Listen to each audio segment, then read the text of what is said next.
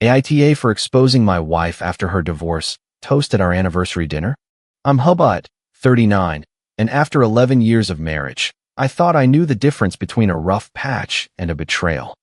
I was a husband living a pretty ordinary life, the kind built out of shared bills, a mortgage payment that hit every month, family dinners where everyone assumed we were the stable couple, and quiet Sunday mornings where Marissa and I used to split the crossword even though she always got the clever answers first. I wasn't perfect. I could be too practical, too quiet when I was tired. I probably said, "Let's talk about this tomorrow," more times than I should have. But I never thought the person I married would turn our anniversary dinner into a public trial where I was the only one who didn't know I'd already been found guilty. The worst part is, I didn't marry a stranger. I watched the person I loved become one. Marissa was 38, and when we first got married, she had this way of making a normal Tuesday feel like something worth remembering. She would dance in the kitchen while waiting for pasta water to boil. She'd leave sarcastic notes on the fridge next to the grocery list.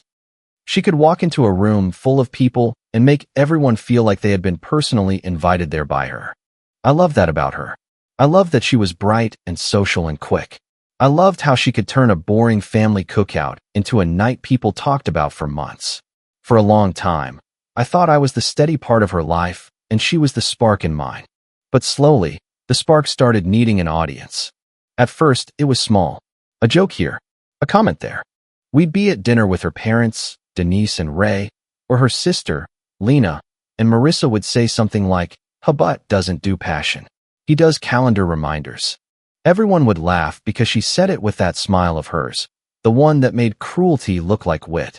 I'd give a tight little smile and try to move on. But then it kept happening. If I reminded her about an insurance bill, she'd roll her eyes and say, "See? This is what romance looks like after 11 years. If I didn't react loudly enough to one of her stories, she'd say, "Don't mind him. Excitement makes him uncomfortable." If I asked her not to make jokes at my expense in front of people, she'd turn the whole thing around. "Can we not do this in front of everyone?"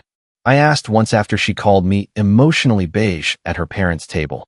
She laughed like I had proven her point. "See? This is what I mean. Everything has to be managed." Denise looked at me over her glass of wine like I had just scolded a child. Ray looked down at his plate. Lena shifted in her chair and changed the subject. That became the pattern. Marissa poked. I tried to keep the peace. Then my silence became proof that I was cold. At home, I tried to talk to her. Not perfectly, not always at the right time, but I tried. One night, after she ignored me through dinner and spent half an hour texting on the couch, I sat across from her and said, "I'm not asking you to pretend we're fine. I'm asking you to stop making me guess what's wrong." She didn't look up from her phone. "Maybe if you loved me right," she said, "you wouldn't have to ask." That one sat with me. I suggested counseling 2 days later. I found 3 options, sent her the links, and told her she could pick whichever one made her most comfortable. In front of Lena the next weekend, Marissa sighed and said, "We're going to try counseling. I just hope Hubbard actually shows up emotionally, not just physically." Lena gave me a sympathetic look, like I was already failing a test I hadn't taken yet. Privately, Marissa deleted the first appointment from our shared calendar. When I asked about it, she leaned against the kitchen counter and said, "I forgot. You know I've had a lot on my mind." I rescheduled. She canceled that one too, claiming she had a headache. The third time, she said the counselor didn't feel safe because I had picked the list. So I told her to pick someone herself. She never did. But to everyone else, the story became simple. I refused to work on the marriage. I found that out through the family group chat. Marissa started posting vague little messages. Nothing direct enough to accuse her of lying, but enough to guide the room. One said, "Some people make you feel lonelier sitting right beside you than you would ever feel alone." Denise replied, "Some women smile for years before anyone notices they're drowning." Another day, Marissa posted, "Learning that choosing peace may disappoint people who benefited from your silence." Lena wrote, "Are you two okay? This is starting to feel uncomfortable." Marissa responded with a heart emoji and, "I'm trying. That's all I can say." I stared at that message for a long time. Trying. That was the word she used in public. At home, she came in late, changed her phone password, slept with the screen turned down, and acted like my presence in the house was an inconvenience. In public, She was a weary wife carrying the emotional weight of a marriage alone. That was when I realized I wasn't just losing my wife. I was being edited out of my own marriage. Then came the anniversary dinner. Marissa brought it up on a Tuesday morning while I was pouring coffee. "We should do something for our anniversary," she said. I looked at her because we had barely spoken in 3 days except about groceries and a leaking faucet. "You want to celebrate?" I asked. Her face tightened. "Don't say it like that. I'm not trying to start something. I'm just surprised." "Maybe that's the problem," she said.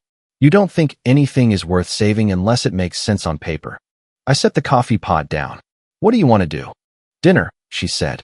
"Both families. Something normal. Maybe we need to remember what we used to be." Something about that sounded rehearsed, but I wanted to believe it anyway. That's the embarrassing truth. Even then, some part of me wanted the dinner to be a reset. I wanted to sit across from her, hear one honest sentence, and believe we could at least separate the pain from the performance. Around the same time, I noticed the money. I handled most of the household bills because that had always been our arrangement. Not because Marissa couldn't. Not because I controlled the money. She hated dealing with due dates, and I didn't mind it. We both had access to the joint checking account. The mortgage, utilities, groceries, insurance, and repairs all came out of it. One night, I opened the account to check whether the electric bill had cleared, and I saw a transfer I didn't recognize. It wasn't huge, just enough to be easy to miss if I hadn't been looking closely. Then I saw another one, and another. Each transfer went to an account in Marissa's name only. I sat there in the dim light of the kitchen with the dishwasher humming behind me, scrolling through the transactions. They were spaced out, careful, not enough to drain us all at once, but enough to build something elsewhere. When I asked her about it, she didn't blink. "I need money that doesn't feel monitored," she said. "Monitored? Marissa, it's our joint account. I can see transfers because the mortgage comes out of there." "Exactly," she said. "Do you hear yourself?" That was when I stopped arguing. Not because I agreed. Because I finally understood that every answer I gave could be turned into another brick in the wall she was building around me. The real crack came from the shared tablet. We had a tablet we both used around the house.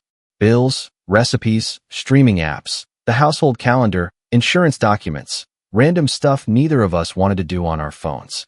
I opened it one night to find an old insurance PDF because I needed the policy number for a renewal. A photo notification popped up. It was Marissa at a hotel bar. Not just sitting there, leaning into a man I didn't recognize, her hand on his wrist, smiling in a way I hadn't seen directed at me in months. My first instinct was to close it. I didn't want to be the guy who went looking. I had always told myself there were lines you didn't cross, even in a bad marriage. Then another synced item appeared in the photo roll. A screenshot of a calendar entry. See, 7:30. Then a message preview from a synced screenshot. Just enough words to make my stomach drop. I just need them to understand why I had to leave. I didn't hack her phone. I didn't install anything. I didn't guess passwords or break into private accounts. I opened the tablet we both used to pay bills, and her lies were sitting there like they had been waiting for me. His name was Caleb. I learned that from a screenshot Marissa had apparently saved and forgotten about. Or maybe she saved everything because she liked proof that someone wanted her. I don't know. Once I had his name, the rest didn't come from stalking. It came from the mess she had dragged through our shared life. A shared credit card statement showed a hotel charge on a night. She told me she was helping Lena sort through old boxes. There was a rideshare charge from the same area. A dinner for two. Parking. Another hotel bar, charged 2 weeks later. Then I found the counseling cancellations in our shared calendar history. Not missing appointments. Deleted ones. The same dates she had told Denise I refused to attend. The affair hurt. The money made it colder. She wasn't just leaving. She was trying to make me finance the exit while convincing everyone I had pushed her out the door. The worst screenshot was one she had sent Caleb. "I can make Hubbard look cold enough that nobody questions me leaving. They already think he's emotionally dead." I read that line so many times it stopped feeling like words. Emotionally dead. That was the man who had sat in the parking lot after work sometimes because he didn't want to bring his frustration inside. The man who learned to sleep on the edge of the bed because she said she needed space. The man who kept trying to schedule counseling appointments she deleted and then blamed him for missing. I wanted to confront her that night. I pictured waking her up, putting the tablet in front of her, and asking how long she had been planning to bury me before leaving. I pictured yelling. I pictured saying every ugly thing I had swallowed for months. Instead, I called my brother Patrick. He answered on the second ring, voice rough with sleep. "Somebody better be dead," he muttered. "No," I said, "but my marriage is." He went quiet. I told him enough. Not everything. Just enough to make him understand why my voice sounded like it belonged to someone else. Patrick has a temper. A real one. He loved Marissa once like a sister, but he had also watched her make me the punchline one too many times. "I'm coming over," he said. "No." "Hubbit." "No," I repeated. "I need you calm. If she starts something at that dinner, let me finish it." He was quiet for a long moment. Then he said, "Call a lawyer before you do anything." So I did. Attorney Grace was not warm, exactly, but she was steady. I needed steady. I sat across from her in a plain office with a folder in my lap and my hands clasped so tightly my knuckles hurt. I expected her to tell me to gather everything and destroy Marissa in court. I think a part of me wanted her to give me permission to be reckless. She didn't. She looked through what I had, asked how I obtained it, and stopped me twice to make sure I understood the difference between accessible information and private information. "Do not try to get into her phone," she said. "I won't. Do not post this online." I wasn't planning to. Good. "Do not hide assets. Do not empty accounts. Do not punish her through the finances. You can protect yourself. You cannot punish her through the finances. There's a difference, and judges notice." I nodded. She helped me make a plan. Separate my personal direct deposit going forward. Preserve records. Document transfers. Cancel the authorized user card connected to my credit. Freeze or limit the joint credit line properly, through the right channels, without pretending marital money had disappeared. Keep communication written. Keep everything boring. At one point she looked at me and said, "I know boring probably feels insulting right now, but boring looks very good in court."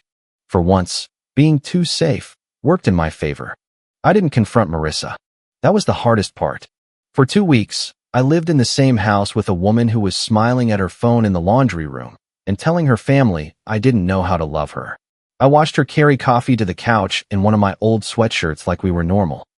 I listened to her tell Denise on speakerphone that she was trying to be brave. I slept badly. I ate worse. I had moments where I stood in the bathroom gripping the edge of the sink, staring at myself like I could bully my face into showing less pain. But I did not blow up. I made a timeline instead. Not a messy pile of screenshots. Not a revenge scrapbook. A clean timeline with dates, transactions, counseling appointments, cancellations, and the few messages that proved the public story was manufactured. I printed one copy for my attorney and one copy for myself. I put my copy in a plain envelope. I didn't print it to humiliate her. I printed it because I knew she would try to humiliate me first. The anniversary dinner was at a restaurant Marissa chose. No specific place anyone would remember for the food. Just one of those softly lit rooms where the tables are close enough that strangers can hear your life fall apart if someone raises their voice. Both families were there. Denise and Ray. Lena. Patrick. A couple of relatives who had been close enough to us over the years to count as family, but not close enough to ask any useful questions. Marissa wore a cream-colored dress I used to love on her. When we walked in, she touched my arm lightly, just enough for people to see. It was almost funny. She had barely touched me at home for months, but in front of an audience, she knew exactly where to place her hand. Denise watched me the way a judge watches a defendant. Ray looked tired before the appetizers even came. Lena gave me a small, uncertain smile. Patrick looked at my face for 2 seconds, then at Marissa, then back at me. He knew. Not the details, but he knew I wasn't surprised. Marissa sat beside me. Under the table, her knee angled away from mine. Above the table, she laughed softly at everyone's jokes and kept saying things like, "Tonight is about honesty." I said, "Then it should be an interesting night." Her smile flickered. Dinner started stiff and got worse. Denise asked Marissa how she was feeling in a tone people usually reserve for hospital beds. Marissa squeezed her hand and said, "I'm okay. Just taking things one day at a time." Patrick nearly choked on his water. I glanced at him once. He put the glass down and shut his mouth. Halfway through dinner, after the plates were cleared and before dessert, Marissa tapped her glass with her knife. The sound cut through the table. She stood up. My body went very still. "I know anniversaries are supposed to be celebrations," she began, voice soft and polished. And I wanted tonight to be honest, even if honesty is uncomfortable. Denise reached for a napkin before a single tear had fallen. Marissa looked around the table, making eye contact with everyone except me. For years, I waited to be chosen in my own marriage, she said. I waited to feel wanted, seen, loved without having to beg for scraps of attention. And I know some people will think this is too public, but silence is how I disappeared. A relative murmured, "Oh, honey." Marissa placed one hand over her chest. So tonight, I'm choosing myself. Hubbard and I are getting divorced. The room went quiet in that awful way where everyone is still breathing, but nobody wants to be heard doing it. Then everyone looked at me. Not with shock, with judgment. That was how I knew this wasn't news to most of them. Not really. Maybe the word divorce was new, but the story behind it had already been planted. Denise reached up and grabbed Marissa's hand. "If he made you feel that unwanted," she said, staring straight at me, "then you're doing the right thing." Patrick's chair scraped back an inch. I put 2 fingers lightly against the table and shook my head once. He froze. I looked at Marissa. "Are you sure you want to do this here?" I asked. Her chin lifted. "I'm not attacking you. I'm finally speaking my truth. In front of both families. At an anniversary dinner. Because private conversations with you go nowhere. You make everything feel like a court case." A relative near Ray leaned forward, face tight, with uncomfortable righteousness. "Hubbard," she said. "Do you have anything to say for yourself?" That was the opening Marissa wanted. I could see it on her face.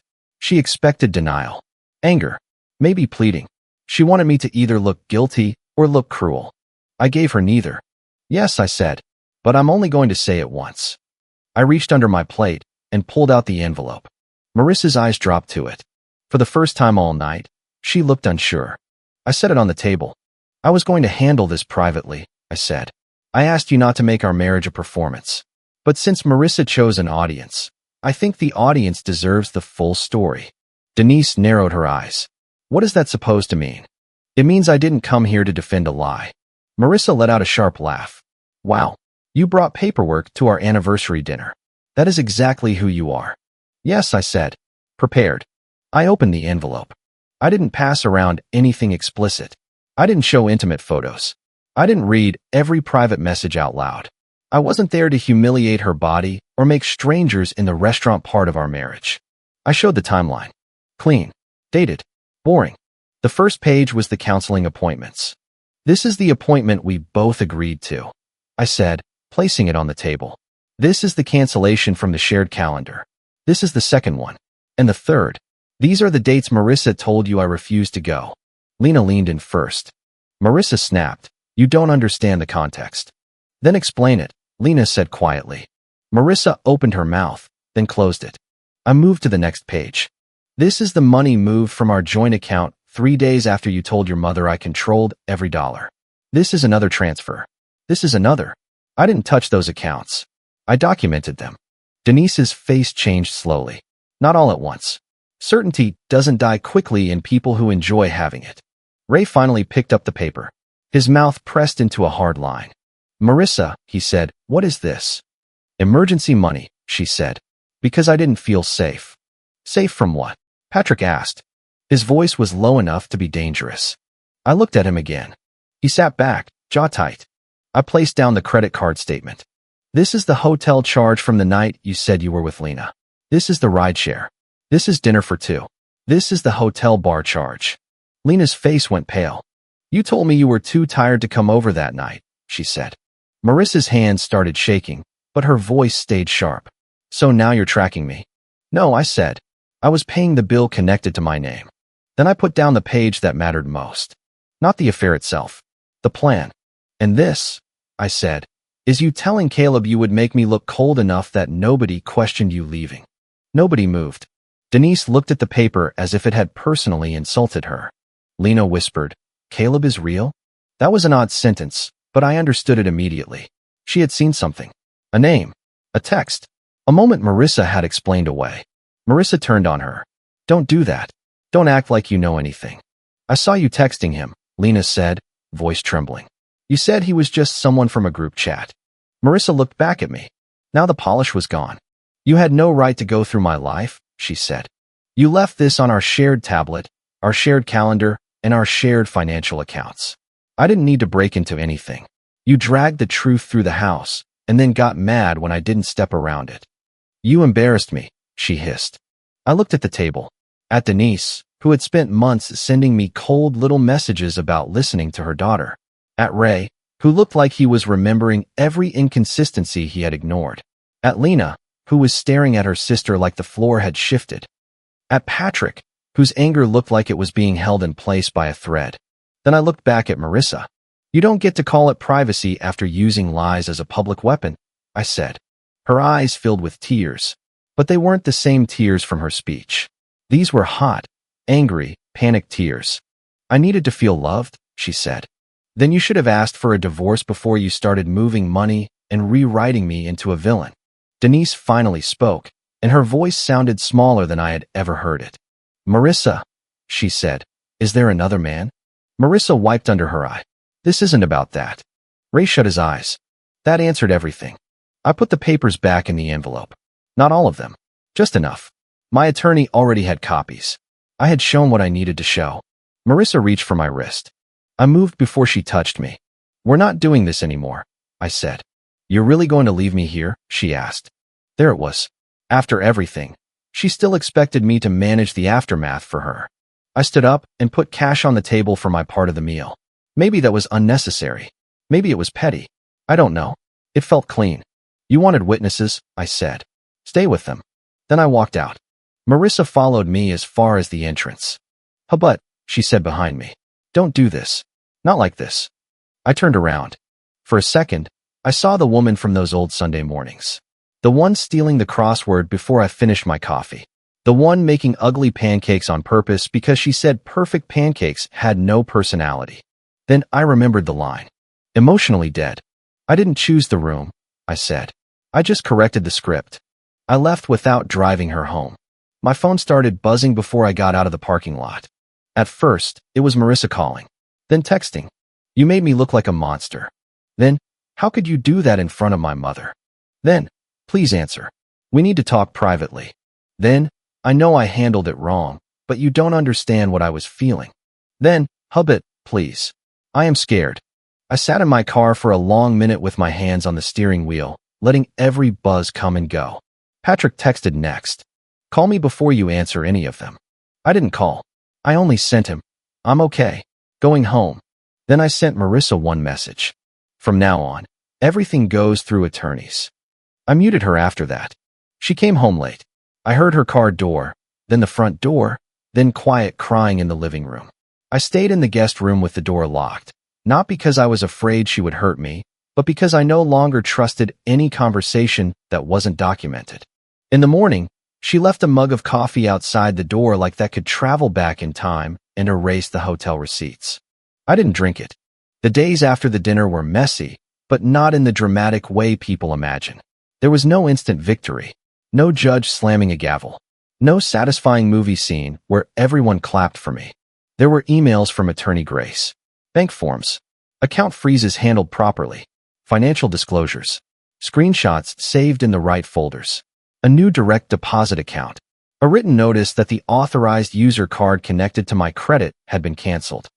A lot of quiet, boring steps that made me feel like I was slowly putting a fence around what was left of my life. Grace kept me focused. Do not engage emotionally, she wrote in one email. Keep communication brief and factual. No social media. No threats. No commentary. Documentation only. I wanted to respond. You make divorce sound like filing taxes during a funeral. Instead, I wrote, understood. Marissa did not handle boring well. Her texts shifted by the hour. Anger in the morning. Apologies by lunch. Blame by dinner. I made a mistake, but you pushed me away first. Caleb listened when you wouldn't. You ruined my relationship with my family. Please just come home so we can talk. I was home. That was the strange part. We were living in the same house for a short stretch while everything started moving legally, but she wrote to me like I was the one who had vanished. I answered only when necessary. Please direct this to Grace. I will discuss household logistics by email. Do not use the joint card for personal expenses. That made her furious. You are so cold, she wrote one night. I almost laughed. Cold had become her favorite word for any version of me that didn't bleed on command. Then Caleb disappeared. I didn't contact him. I didn't need to. Marissa did enough damage on her own. From what I heard later, she tried to force him to choose her after the dinner. She called him crying from Denise and Ray's house, saying everyone knew and he needed to be honest now too. Caleb, apparently, was less romantic when consequences had names attached. He told her, "I care about you, but this got bigger than I expected." She told him, "You said we had a future." He said, "I said a lot of things. That doesn't mean I had a plan." That line got back to me through Lena, who shouldn't have told me, but did anyway, because guilt makes people generous with information. Caleb was still living with Elaine, his fiancée. Not an ex. Not someone he was separated from. His actual fiancée. The one he had apparently told a friend he wasn't leaving because Marissa was an exit fantasy, not a real plan. When Marissa realized Caleb was trying to save his own relationship, she panicked and sent Elaine enough emotional debris to make Elaine start asking questions. I don't know exactly what Elaine saw. I didn't ask. I only know Caleb blocked Marissa for a while, then unblocked her long enough to tell her, "I never told you to blow up your marriage at dinner." Marissa told him, "You let me believe I wasn't alone." He said, "You heard what you wanted." That was Caleb, not a mastermind, not a great love, just a selfish man who liked being chosen as long as no one asked him to choose back. I wish I could say Marissa saw him clearly after that. She didn't, at least not at first. She blamed me, then Elaine, then her mother, then stress, then the marriage, then Caleb again. Accountability moved around her like a chair nobody wanted to sit in. A week after the dinner, Denise texted me, "I owe you an apology. I believed what I was told." I read it while standing in the kitchen, the same kitchen where Marissa used to dance to music from her phone. The house was quiet now. Too quiet, but not peaceful yet. I didn't answer right away. Denise sent another message. "I should have asked you instead of assuming." That one deserved an answer. "Yes," I wrote. "You should have." She called 2 times after that. I didn't pick up.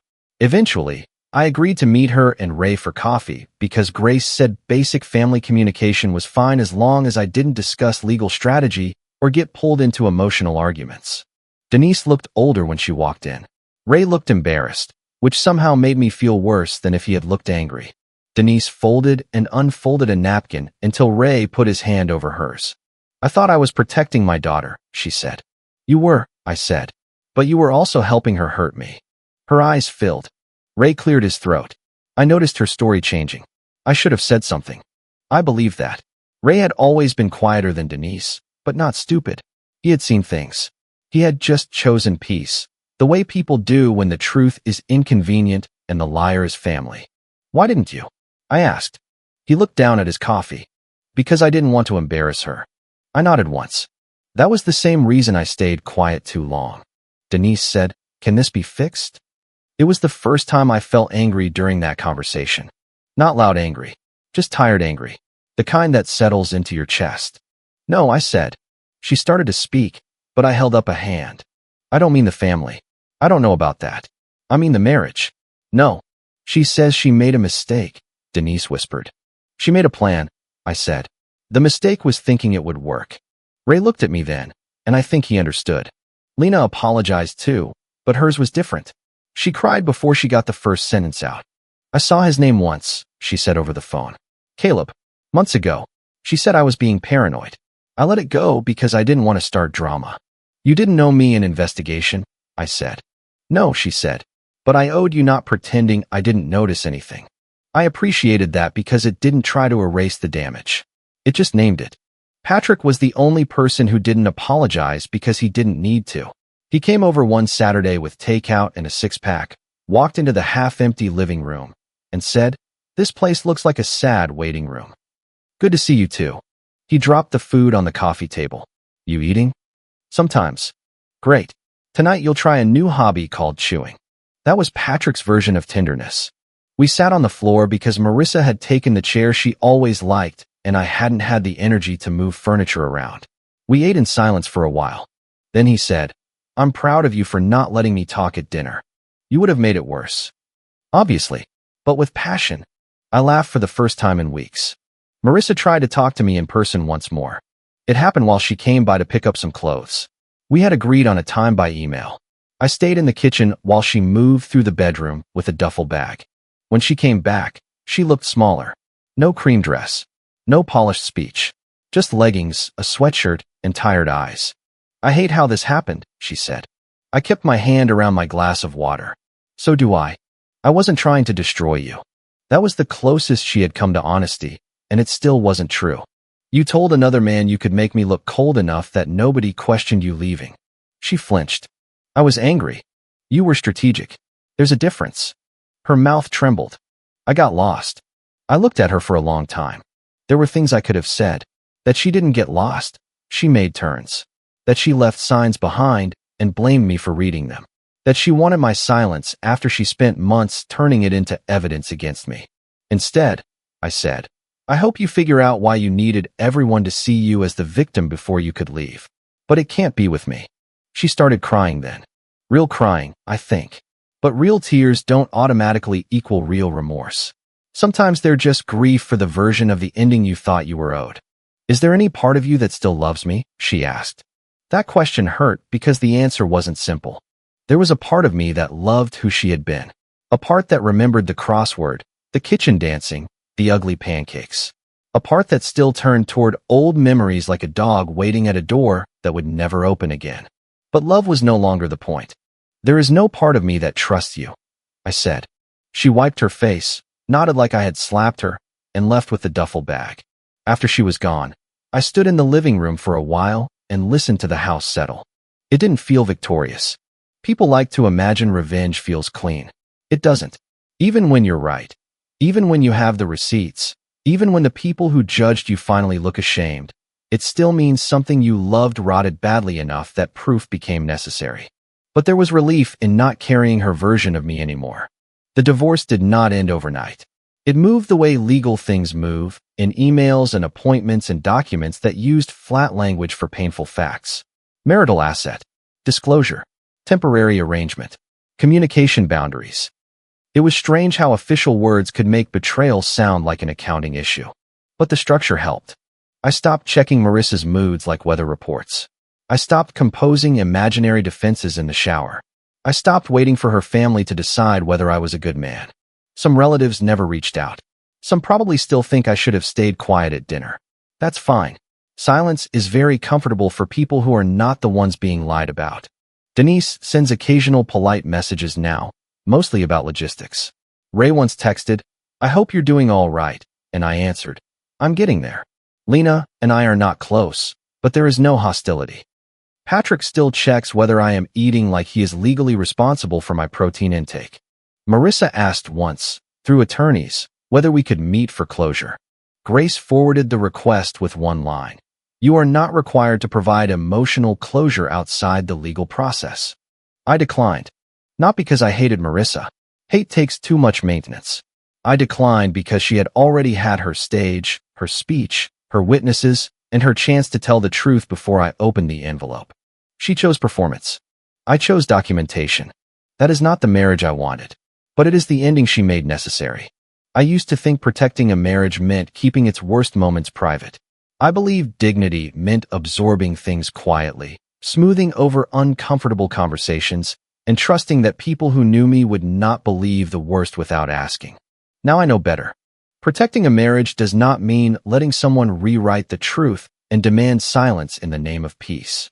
Privacy is not a shield for a public lie, and love is not proven by standing there quietly while someone sets your reputation on fire and calls the smoke their healing. So yes, I opened the envelope. I did it calmly. I did it legally. I did it only after she made the room part of our marriage. And when I walked out of that restaurant alone, I was not walking away from my wife. I was walking away from the version of me she needed everyone to believe in so she could leave without guilt.